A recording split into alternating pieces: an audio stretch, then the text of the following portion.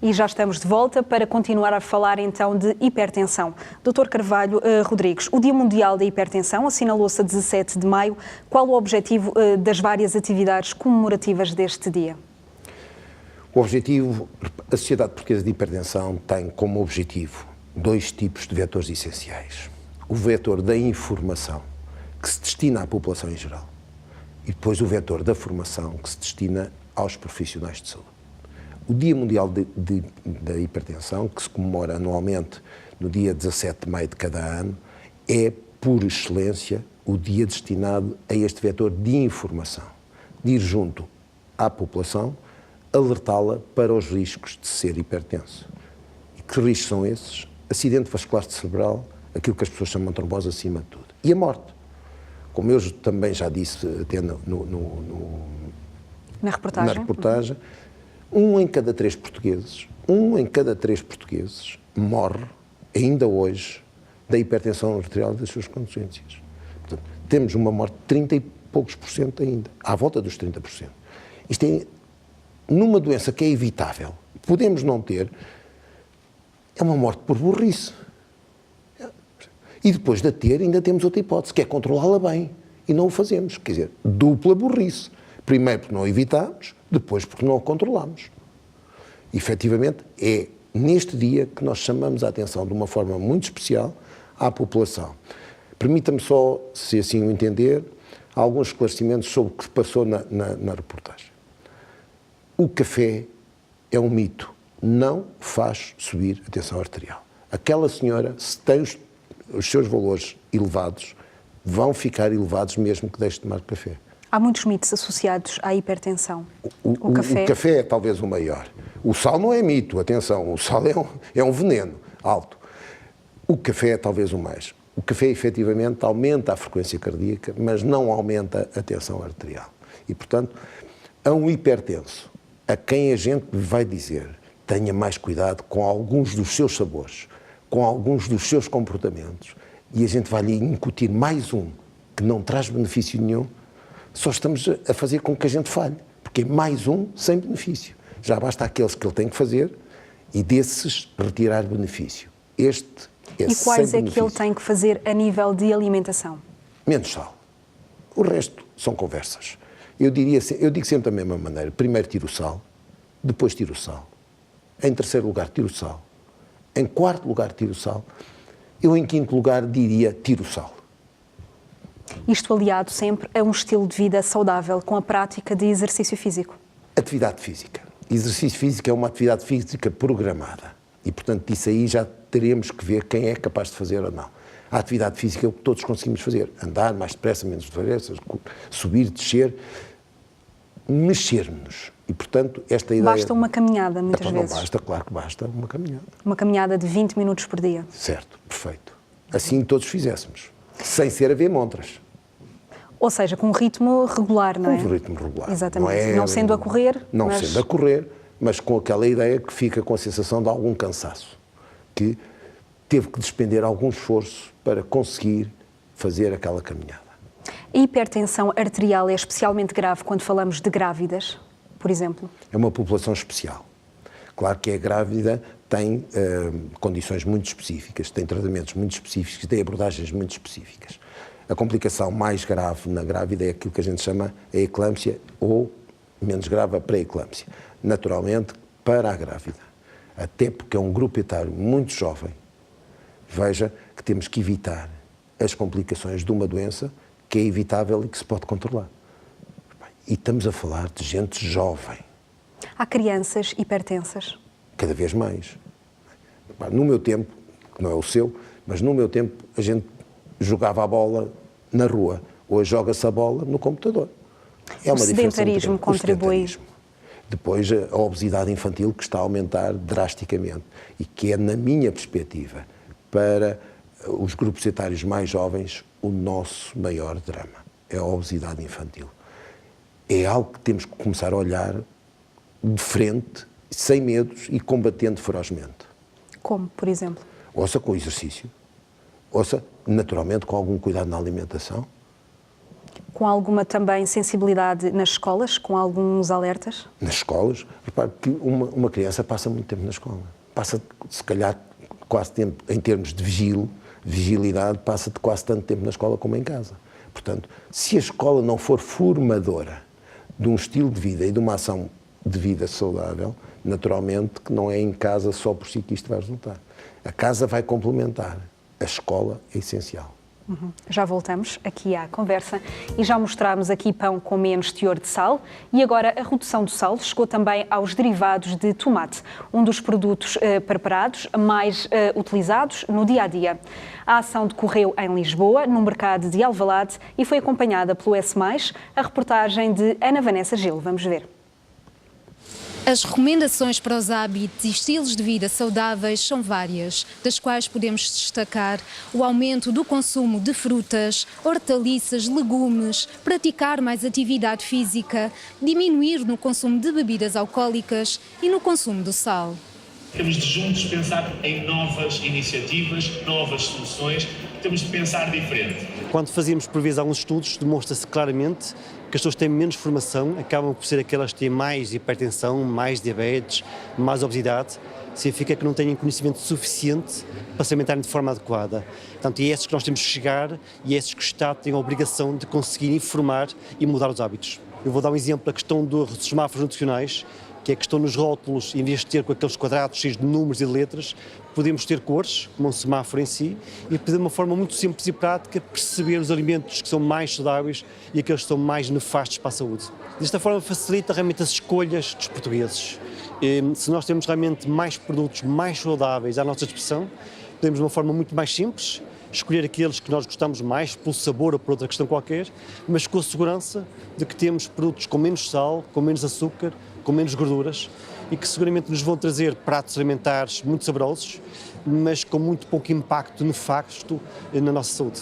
Os portugueses consumiram menos de 6.000 toneladas de açúcar apenas nos refrigerantes. E o sal continua a ser um problema? O sal é um dos nossos piores problemas. Nós conseguimos, por dia, consumimos cerca de 30 toneladas a mais de sal por dia, 30 toneladas de sal a mais. Temos que conseguir reduzir isso. Temos realmente 1 em cada 3 portugueses é hipertenso. Temos uma elevada taxa de acidentes vasculares cerebrais que levam à morte, que levam à invalidez e temos que mudar essa realidade. E esta hoje foi um bom exemplo de como é que conseguimos em pequenos segmentos, neste caso as polpas de tomate, fazer essa redução sem impacto no sabor, mas com elevado impacto na saúde. Os hábitos alimentares inadequados são o principal fator, o principal determinante dos anos de vida saudáveis perdidos pelos portugueses. Dentro desses hábitos alimentares inadequados, o consumo de sal é muito provavelmente aquele que mais determina a perda de anos de vida. Quando nós dizemos perda de anos de vida saudável, não é mortalidade. É não só mortalidade, porque há muitos eventos, nomeadamente cardiovasculares, diários que têm a ver com consumo excessivo de sal, com pressão arterial elevada, mas depois é a morbilidade, ou seja, são pessoas que são doentes, que ficaram doentes pelo consumo excessivo de sal, muitas vezes por um acidente vascular cerebral, que depois há um encargo enorme, infelizmente, para as famílias, e às vezes consumindo menos sal, consumindo também mais potássio. Nós hoje sabemos que o potássio é quase tão importante como o sal, ou seja, reduzindo o sal, mas incluindo na nossa alimentação mediterrânica aquilo que nós consideramos produtos protetores, ou seja, o feijão, o grão, as lentilhas, a fava, portanto, as leguminosas, os hortícolas, a fruta, são produtos que protegem. Portanto, reduzindo o sal e incluindo produtos protetores, nós estaremos a caminho de ter uma melhor saúde cardiovascular, que é determinante na nossa qualidade de vida. Nós temos muitas reclamações quando as famílias iam com as crianças à consulta de diabetes. A única coisa que tinham na sala de espera para se poder alimentar era realmente refrigerantes, batatas fritas e pouco mais. E nós temos a obrigação de mudar esse contexto. A DGS tem trabalhado ao nível da informação ao consumidor, através do nosso blog e do nosso site, do programa, o Nutrimento, que está disponível. Nós disponibilizamos dezenas de materiais para o cidadão.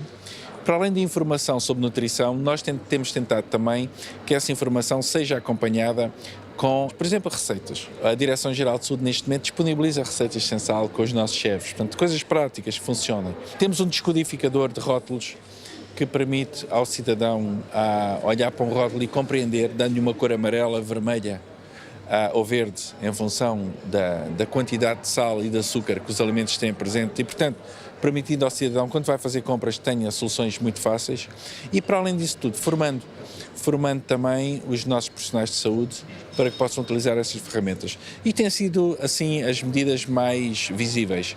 Medidas invisíveis, todo este trabalho que é feito com a indústria, no sentido que os produtos são vendidos no dia-a-dia, tenham cada vez menos sal e menos açúcar. É possível mudar, é possível inovar e é possível, naturalmente, associar ganhos de saúde com ganhos económicos.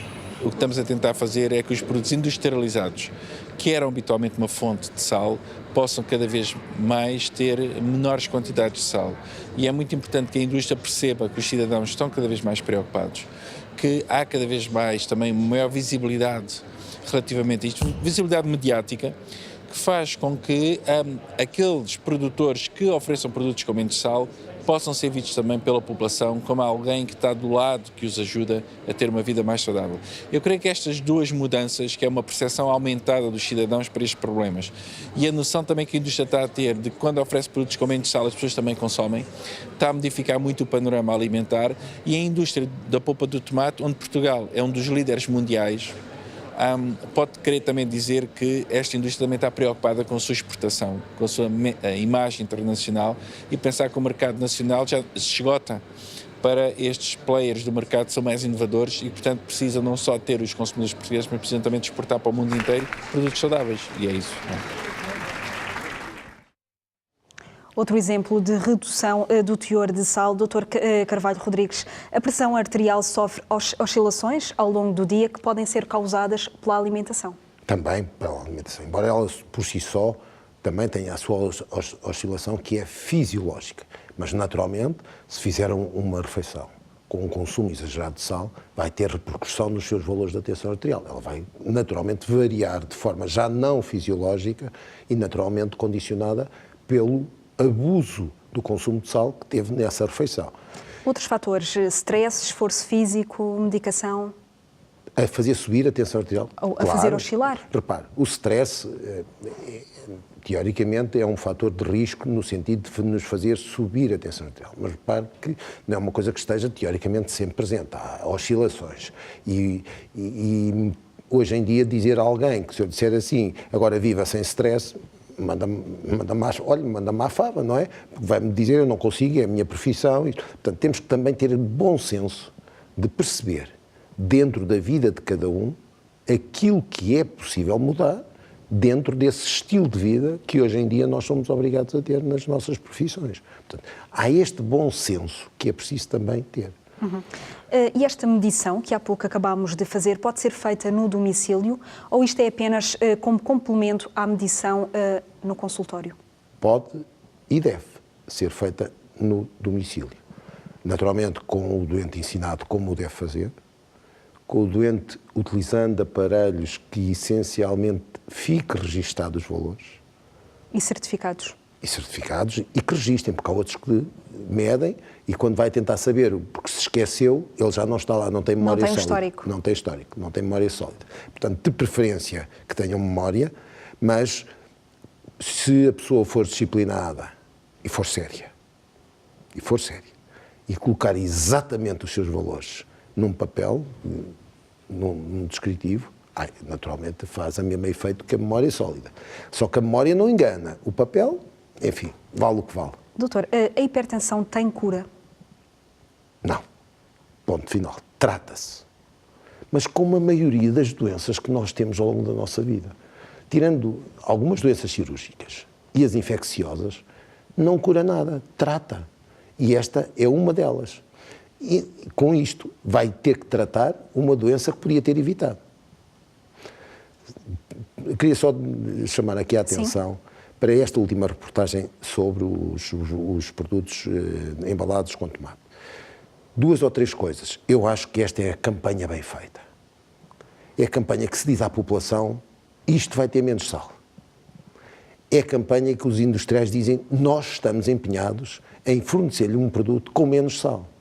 Mais facilidade na identificação do teor, através dos sinais de trânsito, vermelho, amarelo, portanto, dos semáforos, que em 2013 a Sociedade Portuguesa de Hipertensão sugeriu à Assembleia da República, à sua Comissão Parlamentar de Saúde. Esperamos e vemos com muito agrado que 5 anos depois um governo tenha aceite a sugestão que nós há 5 anos na Comissão Parlamentar de Saúde dissemos este é o caminho a ter. Veja como é fácil. Agora, claro, vai-se ter aqui um problema, mas os problemas são para se resolver. É saber onde é que começa o verde, onde é que acaba o amarelo e onde é que começa o encarnado. Mas calma. O primeiro passo quer dizer, vamos acabar com aquelas tabelas medonhas que ninguém percebe. E vamos pôr uma maneira simples que é, eu fico informado que estou a comer um produto com muito sal porque ele tem lá um rótulo vermelho. E é uma opção da pessoa. E é uma opção, exatamente. Ou seja, eu não estou a ser enganado e estou a ser informado. Agora, Acha que esta campanha se devia estender a outros alimentos? Claro, a todos os alimentos embalados. Já que os não embalados é mais complicado. Pôr lá selos e pôr lá... Mas nos embalados, e já era muito, porque repare, 3/4 do sal que nós consumimos está nos produtos que vêm embalados e que são processados antes de serem ingeridos. Portanto, 3/4. 3/4. E acha que mesmo estes produtos, tendo os rótulos, a informação é pouco esclarecedora? A atual já tentou ler. Exatamente. Olha, vem em gramas de sódio, que não é sal. Vem por 100 miligramas, quando tem, não sabe bem qual é o... Vem por bolacha, por biscoito, por unidade, por quilo, ouça, por aquilo que quiser, por milimóis e não por gramas. Ouça, mesmo para nós, que todos os dias vivemos com isto, é dificílimo dizer se aquele produto tem muito... Consumimos, é muito time consuming, consumimos muito tempo parados a dizer quanto é que isto vale, é milimol, agora vou transformar isto em grama, mas em grama é sódio, sódio não é sal. Tendo essa simplificação. Exatamente, vermelho, amarelo e verde, não pode ser mais simples. E isso, todos sabemos o que é que significa. Já aqui voltamos e começamos com a necessidade de sensibilizar a população e terminamos da mesma forma. Setúbal acolheu os 7 dias do coração e os rastreios às doenças cardiovasculares foram uma constante. E a hipertensão foi das mais focadas. Vamos ver. Dr. Rui, como é que andam os corações da população? Bom, a ideia deste rastreio ou desta atividade, no fundo é sabermos como é que andam os corações da população. Temos a ideia que os corações da população andam bem, a doença cardiovascular é importante, mas as pessoas não têm noção, enfim, dos fatores de risco e tudo isso, e todos os fatores que podem influenciar sobre a doença cardíaca.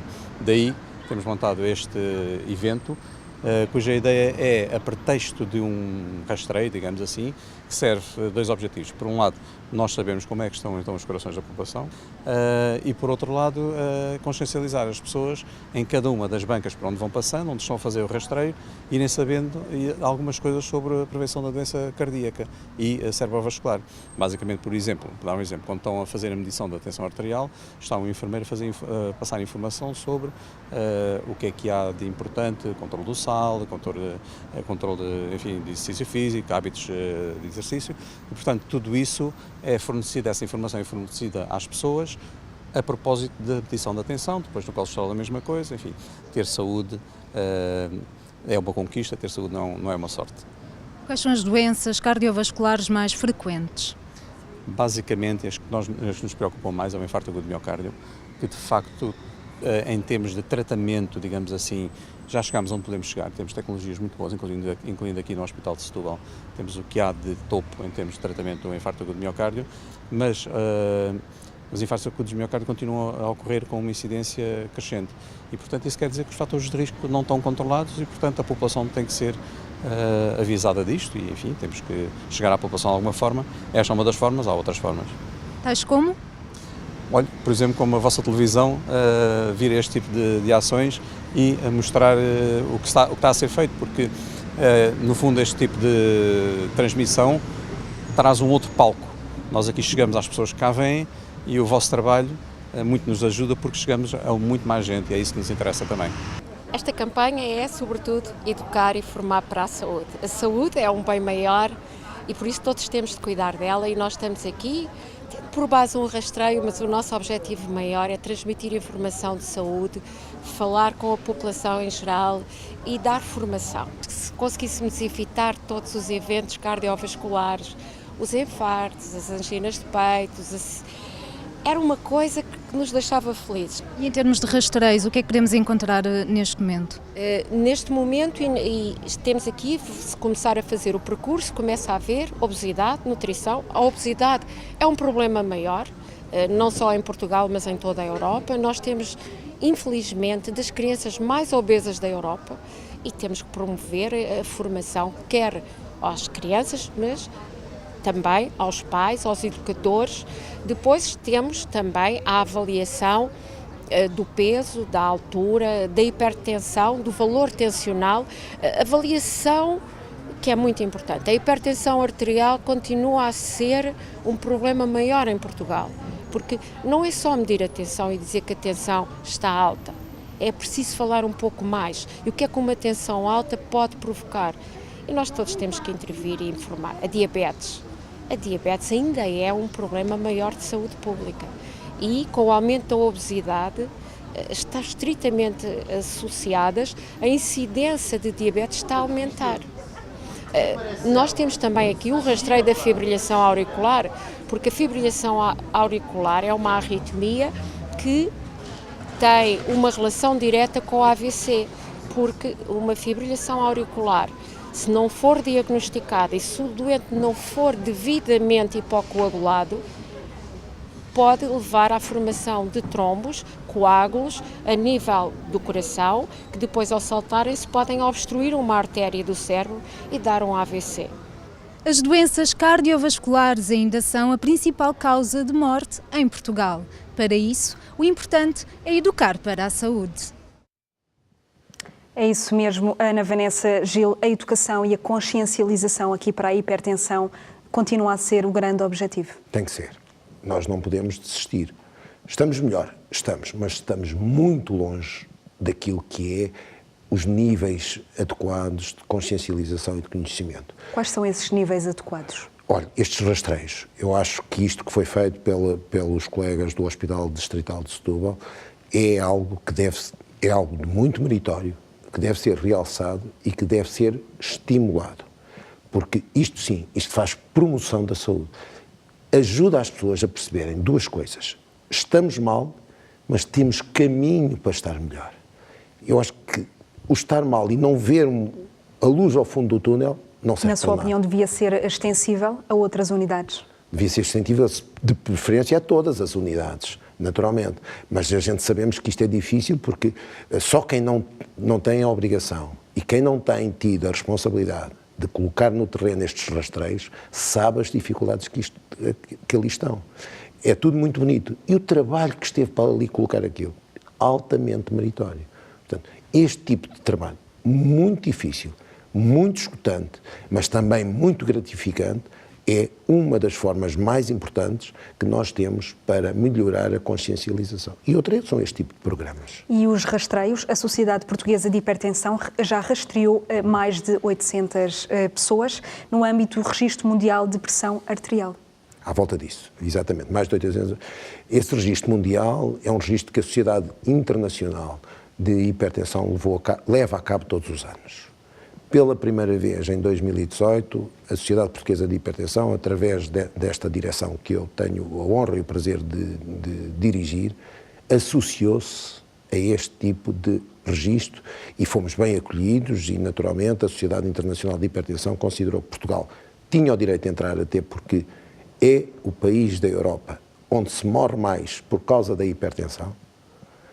E com a nossa disponibilidade, que agora mostramos também para este tipo de colaboração, a Sociedade Internacional de Hipertensão deu-nos, portanto, este aval para fazermos este registro mundial e, naturalmente, a mim, pessoalmente, a coordenação nacional para este tipo de registros. E estas cerca de 800 pessoas rastreadas, conclusões? Vamos ver. Isto tem que ser englobado no âmbito do registro, que é um registro mundial. E, portanto, será um pouco abuso da nossa parte dizer que vamos fazer aqui uma análise parcial, porque é parcial, isto não é um estudo epidemiológico, naturalmente recorre a ele normalmente as pessoas que já têm mais consciência que já sabem que são hipertensas ou que têm problemas que exigem o controle e, portanto, há aqui um viés que é preciso ter noção, mas de qualquer maneira, isto é como tudo.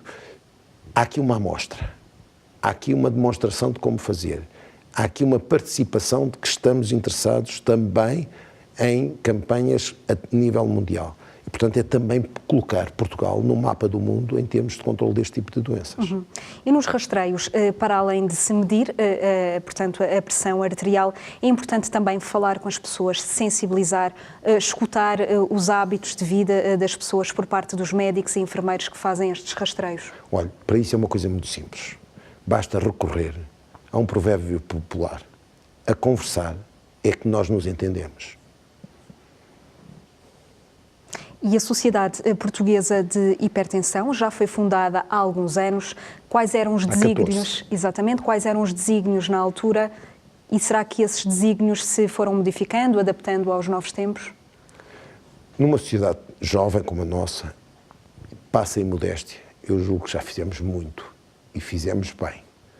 Queria aqui de novo lembrar que foi pelo esforço, pela dedicação, na altura do seu presidente, o professor Luís Martins, que nós conseguimos que o governo criasse esta lei do sal no pão, que é um marco histórico, que é ainda hoje referência bibliográfica para estudos epidemiológicos noutros países. Por isso eu há bocadinho dizia, atenção, vejamos o que é que estamos a fazer em termos de saúde pública, porque esta lei não pode depois modificar-se e passar a ser um pão salgado através da lei. É preciso ter muito cuidado com o que estamos a fazer, porque é uma lei que é falada e referenciada em todo o mundo em estudos epidemiológicos de consumo de sal. Fizemos muito, fizemos bem, fizemos. Naturalmente, como tudo na vida, nem tudo tão bem como a gente queria, mas o esforço está cá e vai continuar. Temos a ideia de que continuamos em Portugal a ser das sociedades científicas mais pioneiras nesta área. E essa é também a nossa obrigação. E vamos continuar neste trilho que tem dado bons resultados.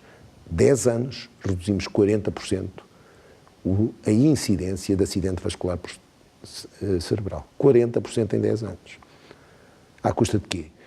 Mais saúde, melhor saúde, mais atenção da medicina geral e familiar, que teve nisto um papel essencial. Tratando melhor, tratando mais, cuidando melhor, cuidando mais.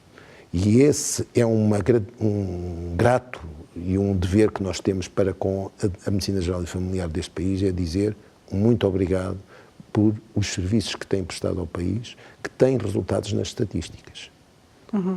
Eu agradeço-lhe imenso a sua presença em estúdio e os esclarecimentos. Muito obrigada. Obrigado. E hoje é com a hipertensão arterial que ficamos por aqui, nos despedimos. Voltamos amanhã com mais temas, sempre com a ajuda dos melhores especialistas em estúdio e dos repórteres do S+, espalhados pelo país. Já sabe, mantenha a sua saúde em dia, aqui no S+. Até amanhã.